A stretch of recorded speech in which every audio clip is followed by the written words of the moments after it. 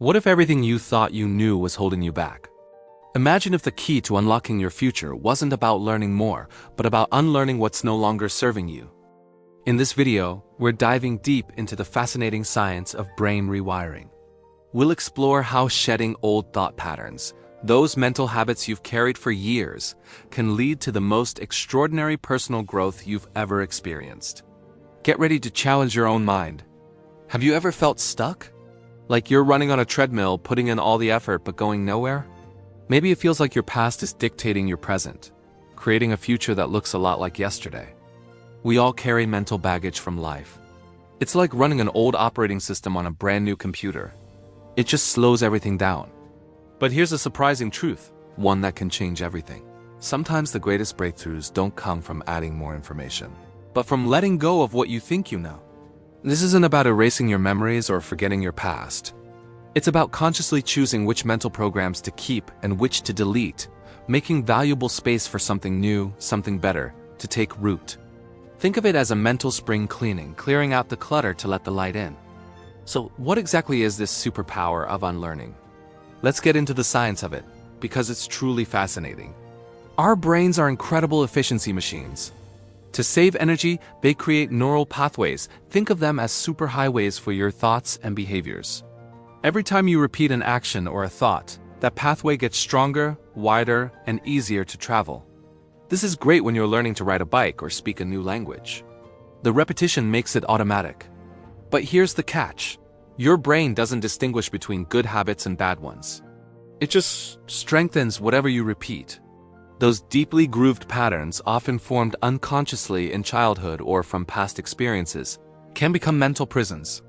They can be self-limiting beliefs like, "I'm not good at math," automatic negative thoughts, or defensive reactions in relationships. They operate on autopilot, holding you back without you even realizing it. The good news is, your brain is not set in stone. This is where the concept of neuroplasticity comes in. Neuroplasticity is the brain's incredible ability to reorganize itself by forming new neural connections throughout life. It means your brain is literally wired to change. You have the power to create new pathways and let the old, unhelpful ones wither away from disuse.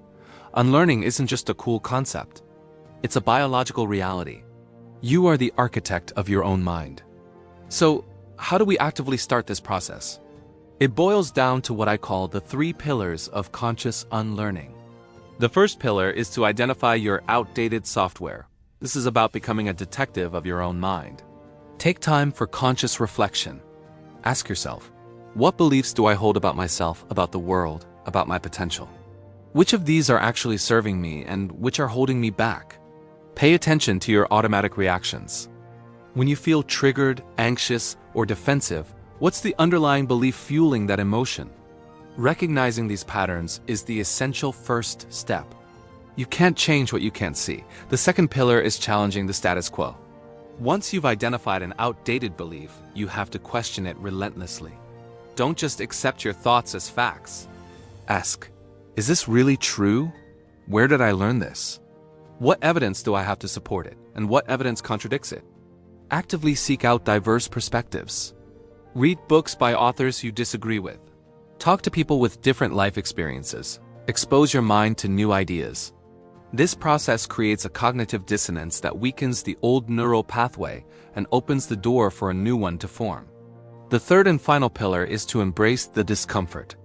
Let's be honest, unlearning can feel unsettling. It's like stepping off a familiar, well-trodden path into an unknown forest. Your brain, which loves certainty and efficiency, will resist.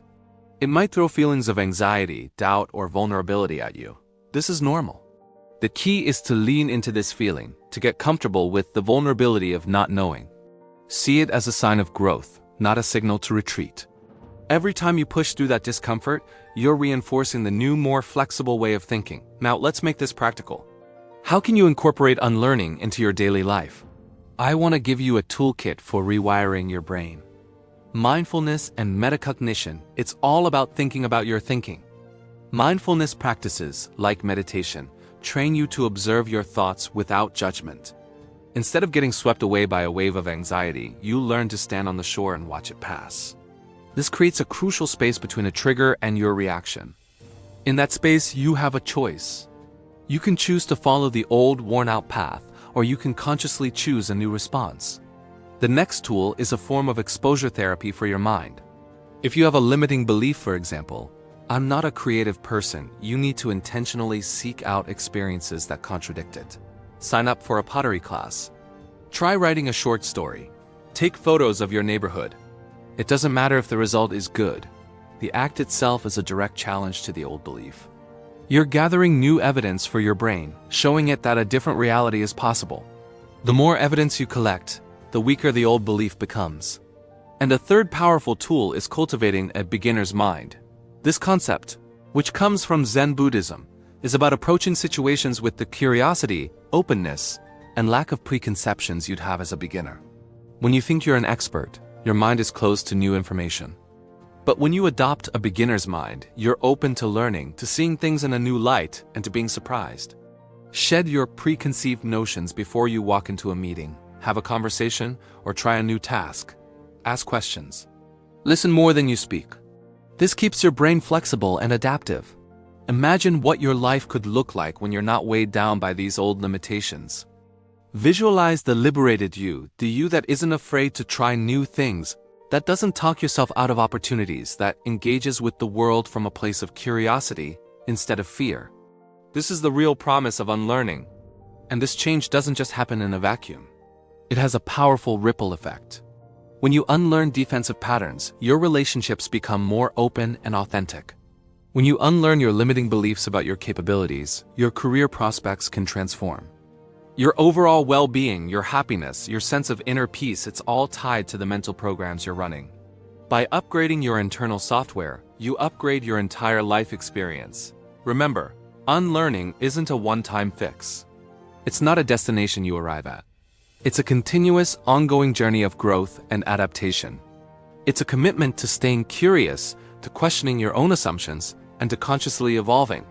You are a work in progress, and that is a beautiful thing. So what is one belief, one old piece of mental software that you are ready to start unlearning today?